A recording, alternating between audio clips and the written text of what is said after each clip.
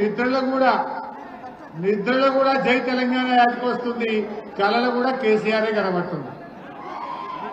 ఈ మధ్య రేవంత్ రెడ్డి ఎక్కడ ఉపన్యాసం ఇచ్చినా కనీసం ఒక 30 సార్లైనా కేసీఆర్ను తలుచుకుంటాడు. కేసీఆర్ను తలుచుకోకుండా రేవంత్ రెడ్డి మాట్లాడలేడు, ఆయన ప్రసంగం ఉండదు. ఎందుకంటే రేవంత్ రెడ్డి మన ఆత్మగౌరవ నినాదమే జై తెలంగాణ. ఆ నినాదాన్ని కనుమరుగు చేయాలని కుట్రలు చేస్తా ఉన్నాడు. ఈ మధ్య రేవంత్ రెడ్డి జై తెలంగాణ కాదు, ఏమంటుండు, జై ఢిల్లీ, జై సోనియా గాంధీ తప్ప జై మోడీ అంటాడు. బడే బై చోటే బై. అంతకు మించి జై తెలంగాణ మాత్రం అనడానికి ఆయనకు నోరు రాలేదు కూడా. ఎందుకంటే ఆనాడు తెలంగాణ ఉద్యమంలో మీ అందరికీ తెలుసు, ఇంట్లో కొంతమంది పాత ఉద్యమకారులు ఉన్నారు, కొత్త తరం విద్యార్థి నాయకులు ఉన్నారు. ఆనాడు ఉద్యమం జరిగే నాడు కేసీఆర్ గారి నాయకత్వంలో రాజీనామాలు చేయాలంటే బీఆర్ఎస్ పార్టీ ఎమ్మెల్యేలు, ఎంపీలు, మంత్రులు, ఎంపీలు అందరం రాజీనామా చేశాం. రాజీనామా చేయకుండా పారిపోయిన వాడు ఎవడన్నా ఉన్నాడంటే అది రేవంత్ రెడ్డి, కిషన్ రెడ్డి. కేంద్ర మంత్రి కిషన్ రెడ్డి రాజీనామా చేయలేదు, ఈనాటి ముఖ్యమంత్రి రేవంత్ రెడ్డి రాజీనామా చేయలేదు. జిరాక్స్ కాగితం ఇచ్చిండు రేవంత్ రెడ్డి. రాజీనామా చేయాలని ప్రజలందరూ తిరగబెడితే ఇచ్చినట్టే ఇచ్చిండు, కానీ జిరాక్స్ కాగితం ఇచ్చిండు స్పీకర్. ఒరిజినల్ ఇస్తే ఏడ యాక్సెప్ట్ చేస్తాడో, ఎక్కడ మళ్ళా ఎలక్షన్ పోవాలో అని జిరాక్స్ కాగితం ఇచ్చిన వ్యక్తి రేవంత్ రెడ్డి గారు. అంటే ఆనాడు ఉద్యమ కాలంలో ఉద్యమకారుల మీద తుపాకులు ఎక్కుపెట్టి రైఫిల్ రెడ్డిగా పేరొందినాడు. ఇవాళ రేవంత్ రెడ్డి ఎన్ని నాటకాలు ఆడినా చరిత్రలో మాత్రం ఆయన తెలంగాణ ద్రోహిగానే మిగిలిపోతాడు. తెలంగాణ ద్రోహుల చరిత్ర ఒక లిస్ట్ అంటూ రాస్తే మొదటి పేరు చంద్రబాబు నాయుడు ఉంటే రెండవ పేరు రేవంత్ రెడ్డి పేరు ఉంటుంది. ఎందుకంటే అది ఎన్నిటికీ తుడిచిపెట్టుకోపోలేదు. కానీ రేవంత్ రెడ్డి గారి ఈ మధ్యకాలంలో ఏం చేస్తుందంటే ఈ ఉద్యమాన్ని, మన ఉద్యమ చరిత్రను చిన్నగా చేయాలను, మన కేసీఆర్ ఆనవాళ్లు లేకుండా చేయడం అంటే తెలంగాణ పోరాటాన్ని తక్కువ చేయడం, ఉద్యమ జ్ఞాపకాలను తొలగించే ప్రయత్నానికి రేవంత్ రెడ్డి గారు ప్రయత్నం చేస్తా ఉన్నారు. నేను ఒక విషయం మీకు చెప్పాలి. ఒక ఆఫ్రికన్ రచయిత చినువా అచేది, ఆఫ్రికన్ రచయిత చినువా అచేది, ఆయన ఒక మాట చెప్పాడు. సింహాలు తమ గురించి తాము చెప్పుకోనంత కాలం వేటగాళ్లు చెప్పే చరిత్రనే నిజమైతది, వేటగాళ్లు చెప్పే మాటలే చరిత్రగా నిలిచిపోయే ప్రమాదం ఉంది అన్నారు.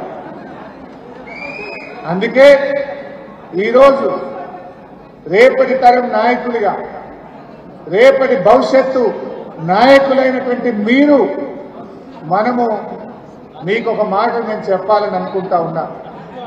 కేసీఆర్ గారు చేసిన 14 ఏళ్ల పోరాటం, ఆమరణ నిరాహార దీక్ష, దీన్ని భవిష్యత్ తరాలకు మనం చెప్పకపోతే ఈ చంద్రబాబు నాయుడు డైరెక్షన్ లో నడుస్తున్న ఈ రేవంత్ రెడ్డి ప్రభుత్వం మన చరిత్రను, మన పోరాటాన్ని, మన అస్తిత్వాన్ని దెబ్బ కొట్టే కుట్రలు చేస్తా ఉంది. అందుకే మీరు కూడా తెలంగాణ పోరాటాన్ని, తెలంగాణ ఉద్యమ చరిత్రను తప్పకుండా అర్థం చేసుకోవాల్సిందే, మనం ప్రజలకు వివరించాల్సిందే. అందుకే మీరు చూడండి, తెలంగాణ తల్లిని మారుస్తా అంటాడు రేవంత్ రెడ్డి, తెలంగాణ ఎంబులంలో కాకతీయ తోరణాన్ని తీసేస్తా అంటాడు, పాఠ్య పుస్తకాల్లో తెలంగాణ ఉద్యమ చరిత్రను తొలగించే ప్రయత్నం చేస్తుంటాడు, టీఎస్ ను టీజీగా మారుస్తుంటాడు. కేసీఆర్ గారు అద్భుతంగా ప్రపంచంలోనే అతిపెద్ద అంబేద్కర్ విగ్రహాన్ని నిర్మిస్తే దానికి తాళం వేస్తాడు, కనీసం ఆ విగ్రహానికి పూలమాల కూడా వేయనటువంటి మూర్ఖుడు ఈ రేవంత్ రెడ్డి గారు. కాళేశ్వరం మీద కుట్రలు చేస్తూ ఉంటాడు.